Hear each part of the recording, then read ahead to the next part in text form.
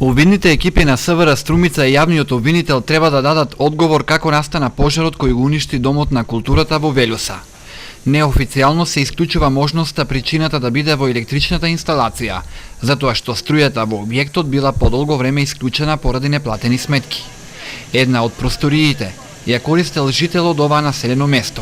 И првичните наоди покажуваат дека токму од собата каде што престојувал, настанал пожарот, кој за брзо време се проширил низ останатите простории, уништувајќи го целиот објект. Домот, значи, не знам баш која година пален еднаш, значи, многу помалце веќе таквото. А после веќе сега тај тако веќе не можам да добијам точни тако, значи тука има вешти лица што треба да се одлучат од ова пожаро.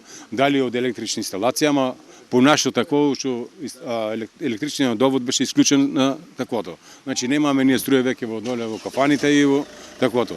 Имаше струја само во пензионерскиот дом и во месна заедница. Струјата е исклучена. Јас работив 30 години во Евана, струјата беше исклучена. Не е од струја, од такво.